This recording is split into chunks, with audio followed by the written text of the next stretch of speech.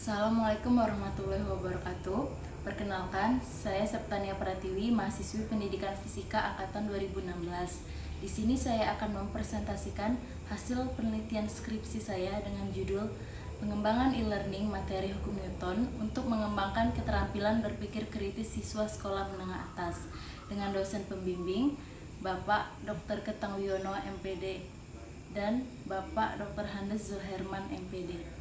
Baiklah, untuk latar belakang itu yang pertama ada perkembangan teknologi, yang kedua ada inovasi dalam pendidikan, yang ketiga ada kebutuhan dari e-learning, serta yang keempat ialah mengacu pada keterampilan berpikir kritis. Nah, di sini saya merujuk untuk penelitian relevannya itu dari teman-teman dari universitas lain mengenai pengembangan dari e-learning serta pengaruh dari e-learning itu sendiri. Nah, yang berikutnya ada rumusan masalah. Nah, di sini saya mengacu untuk dua rumusan masalah. Yang pertama itu untuk tingkat kepraktisan, jadi mengetahui apakah produk e-learning yang saya buat itu praktis, serta untuk mengetahui tingkat validitas dari produk e-learning yang telah saya buat. Nah, untuk tinjauan pustaka, yang pertama itu ada pembelajaran. Pembelajaran merupakan interaksi antara pendidik dan peserta didik dengan adanya sumber belajar. Yang kedua adalah e-learning. E-learning merupakan pembelajaran elektronik yang berbasis internet, jadi dapat diakses menggunakan internet. Sedangkan yang ketiga ialah blended learning, merupakan pembelajaran campuran. Jadi pembelajaran online dan pembelajaran konvensional itu dipadukan. Terus yang keempat ialah keterampilan berpikir kritis. Jadi di sini siswa itu dilatih untuk memiliki keterampilan berpikir kritis di kelasnya agar dapat lebih aktif lagi dalam belajar. Untuk metode penelitian pengembangan, di sini saya menggunakan metode penelitian pengembangan round 3 dengan 3 tahap, yaitu tahap perencanaan, tahap pengembangan, dan tahap evaluasi. Nah, untuk evaluasi sendiri saya menggunakan evaluasi formatif Tesmer, di mana terdapat 4 tahap, yaitu self-evaluation, expert review, tahap one-to-one evaluation, dan small group evaluation. Untuk desain alur penelitiannya, ini terdapat 3 tahapan. Yang pertama ialah tahap perencanaan, yang kedua ialah tahap pengembangan, dan yang ketiga ialah tahap evaluasi, sehingga menghasilkan produk e-learning yang praktis dan memiliki tingkat validitas yang tinggi.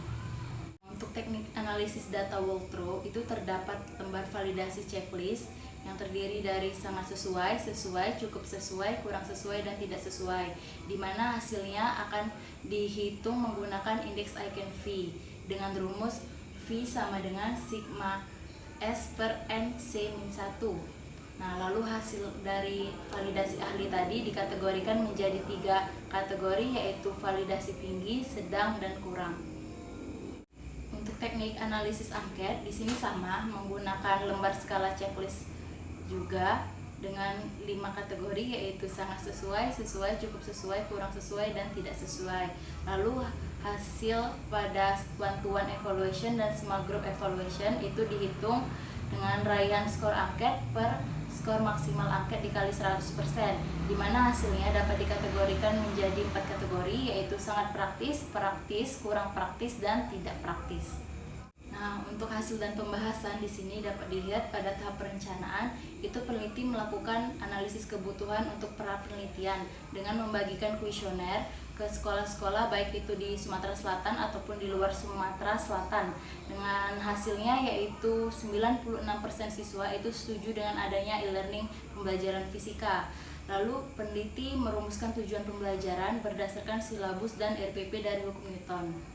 Nah, untuk tahap pengembangan ini terdapat 3 tahapan. Yang pertama ialah pengembangan topik. Jadi di sini peneliti membuat garis besar isi dari e-learning berdasarkan indikator KBK.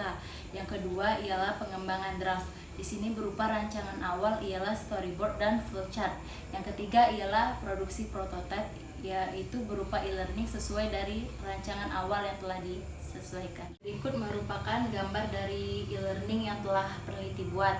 Gambar pertama ialah gambar pada saat e-learning itu dibuka, berupa pembukaan, pembelajaran 1, 2, 3, dan penutup.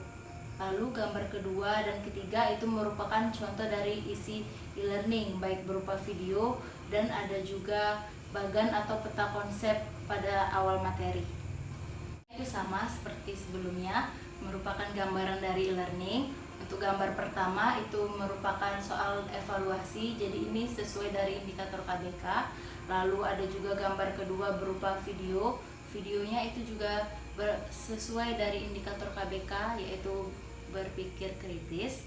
Serta gambar ketiga merupakan virtual laboratory dari hukum 3 Newton. Berikut merupakan tabel dari penilaian pada tahapan expert review. Nah, di sini peneliti itu menilai 3 aspek. Yang pertama ialah aspek materi, yang kedua desain pembelajaran, dan yang ketiga ialah aspek e-learning.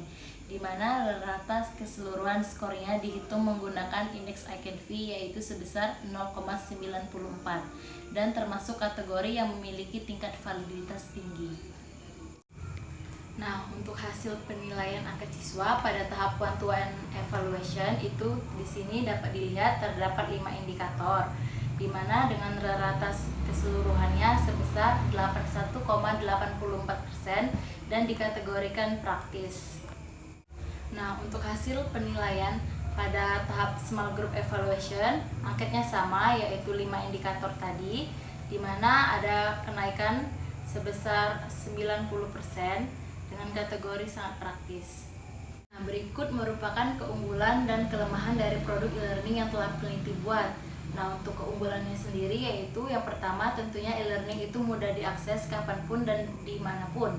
Yang kedua ialah terdapat berbagai macam fitur, yaitu terdapat video pembelajaran, link, simulasi, virtual laboratory, serta forum diskusi, di mana dapat memudahkan siswa berinteraksi dengan guru dan teman-temannya. Serta yang keunggulan yang ketiga, e-learning itu berbasis teknologi sesuai dengan kebutuhan pendidikan abad 21, khususnya itu mengacu pada keterampilan berpikir kritis. Sedangkan untuk kelemahannya sendiri, dibutuhkan jaringan internet yang memadai agar dapat mengakses e-learning itu. Baik, ini merupakan kesimpulannya. Untuk yang pertama, telah dihasilkan produk e-learning yang memiliki tingkat validitas yang tinggi, di mana skor rata-rata indeks ICANV yaitu sebesar 0,94. Lalu yang kedua, telah dihasilkan produk e-learning dengan kategori sangat praktis, di mana pada tahap one-to-one evaluation itu mendapat skor sebesar 81,84% dan pada tahap small group evaluation itu skornya 90%.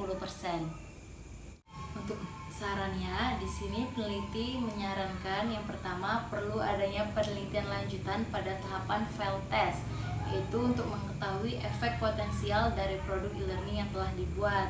Untuk saran yang kedua, itu perlu dikembangkannya lagi e-learning dengan materi yang berbeda pada pembelajaran fisika, agar siswa itu tidak mudah bosan saat belajar fisika, di mana sistem pembelajarannya itu terintegrasi dengan teknologi. Untuk saran yang ketiga, itu setiap sekolah yang akan menggunakan e-learning ini alangkah baiknya itu menyediakan fasilitas internet yang memadai agar mudah diakses. Baiklah, sekian presentasi dari saya mengenai pengembangan e-learning materi hukum Newton untuk mengembangkan keterampilan berpikir kritis siswa sekolah menengah atas. Apabila ada salah kata, saya mohon maaf. Terima kasih atas waktu dan perhatiannya. Saya akhiri. Wassalamualaikum warahmatullahi wabarakatuh.